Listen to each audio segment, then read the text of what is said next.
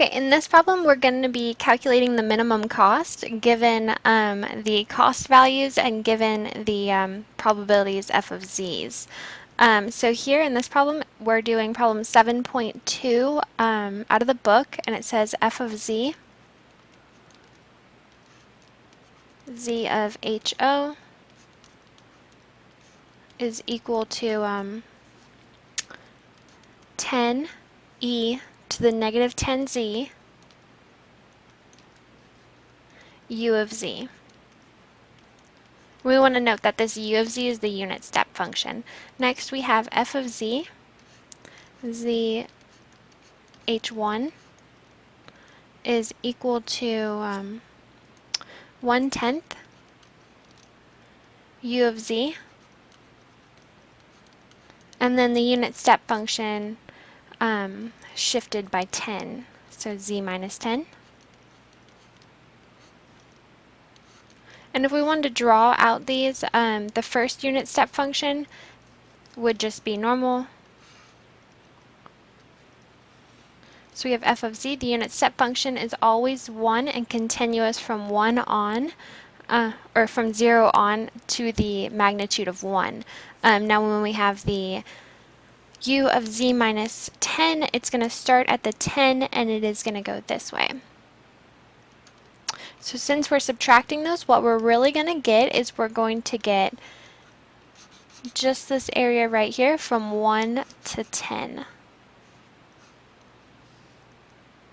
So the first thing that we're going to do is we're going to go ahead and figure out the threshold given Bayes' theorem. Bayes' theorem is going to be f of z, z given that we're in h1 over f of z, z given that we're in HO, and then we're going to have the inequalities. If it's greater, we're going to be in h1.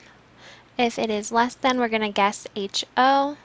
And then we have our threshold, which is going to be P times the cost of 1, given that we're in 0, minus the cost of guessing 0 when we're in 0, over the Q times the cost of guessing 0 when we're in 1, minus the cost of guessing 1 while we're in 1. So what we're going to do is we're going to go ahead and just plug in these values. Now we're going to go ahead and assume that we are in the range of 1 less than, from 1 less than 10. So if we're less than 10, then this one is going to go ahead and be a negative. So the unit step function only starts at 10. So if I have some value that's less than 10 for this one, everything past this value is going to be 0. So that's why this one goes to 0 for less than 10. Just because we can't have negative numbers in the unit step function. So by assuming we have our 1/10, which is our f of z, given that we're in h1 right here. And all the unit step functions, this one goes to 1, that one goes to 0, and then that's going to be over 10e to the negative 10z. And this was our likelihood ratio. So I'll put LR right there. And that is going to be equal to 1 over 100. That negative sign from the e to the negative 10z, anytime you have a negative exponent, you can just go ahead and switch it from the denominator to the numerator, or switch it, if it's in the numerator and it's negative, it'll go to the denominator. So just switch the position and change the sign. So I'm going to have e to the 10z. Next we're going to find our threshold, which is going to be this equation. So this one was threshold. This one was the likelihood ratio.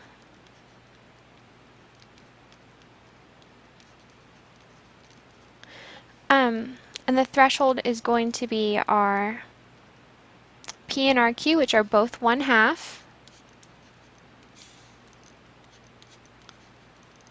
And then multiplied by our C01 and our C10, which were both 1. And then minus our C00 and our C11, which were both 0. So minus 0 is just going to leave us with 1. So we're going to be left with 1/2 divided by 1/2, which is going to give us 1. Now we want to put this in Bayes' theorem. So we have z greater than or less than, and then some value y. So this means that we need to solve for z from the likelihood ratio. So what we're going to do is we're going to write this out first. So we're going to have 1 over 100 e to the 10z is greater than or less than our threshold, which was 1. So whatever we do to one side of the inequality, we're going to do to the other. So we need to get rid of this 1 over 100 first. We're going to multiply both sides of the equation by 100. We're going to be left with e to the 10z is greater than or less than 100. Now we're going to take the ln of both sides in order to cancel out the e.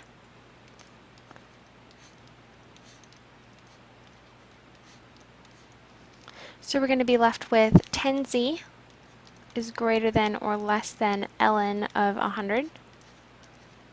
Then we're going to go ahead and divide away that 10 from both sides. So we're going to get z is greater than or less than ln of 100 divided by 10. And that is, if we plug that in the calculator, we're going to get about 0.4605. And this is going to be the threshold.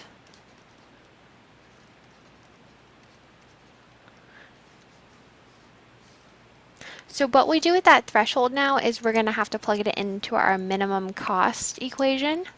The minimum cost equation is this. It's very long. Some ways that we can eliminate the terms is if we look back onto what we're provided, we're given C00 is equal to C11, and they're both equal to 0. So we can go ahead and everything that's multiplied by those, just get rid of them. Because for this equation, we're not going to need them, and they go to 0. So it makes it a little bit simpler. So what you can probably note now is that we're given the f of z of h1 and ho, but we're not given the probabilities. So if we look back into the book, we can find the equations to solve for those. So these are the two equations that were given from the book. We don't really want to work with this one right here with the R1. I'll kind of draw a picture of why we don't want to work with it, because we don't know the values. So these are our two probabilities. This one would be f of z ho, and this one would be f of z h1. So we have some threshold point right about here. We're just going to guess that's like y. Which was our threshold. Now everything back here up to the threshold, so from, we could say from 0 up to the threshold is RO, and then everything from the threshold up to infinity is going to be R1. So since we only know the point up to the threshold and we don't really want to work with infinity, we have the unit step functions, which are only valid from 1 or from 0 to some value, we're going to work with the ROs instead, which means we need to figure out some way to rewrite this first equation. And in the book it provides that we can change this to 1 minus R0 of f of z ho. So everything stays the same, we just add a 1 minus and then change this one from R1 to R0. And that's because we know up to the threshold value, which is also why we needed to calculate the threshold value. So now we can write that our integral would be from 0 up to the threshold. So we can rewrite this equation. I'm going to go ahead and get rid of these c's because I know they're equal to 1, and the q and the p because I know they're equal to 1/2, and go ahead and pull those out. So I'm going to have cd is equal to 1/2. Now I'm going to plug in what I have for my 1, given that we're in H0. So that is going to be 1 minus the integral from 0 to y, which I believe was 0.4605.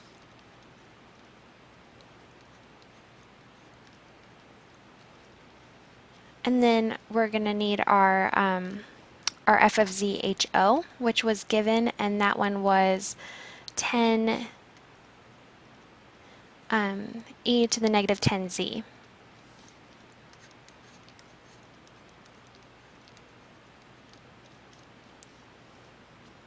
Now that is going to be plus our value for the probability of h0 given that we're in h1. So that was going to be RO, so it's going to be the same integral, so 0.4605. And then f of z h1, which was 1/10 once we get rid of these unit step functions.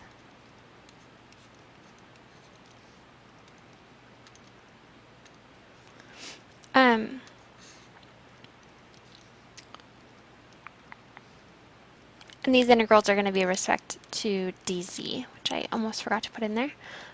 So once you simplify all this out and take the integrals, you're going to be left with 1/2 1 minus, we're going to bring down this negative 10 here whenever we take the integral of it and divide by it. So we're going to have 10 divided by negative 10, which is going to give me a negative 1. So I'm going to change this to a positive.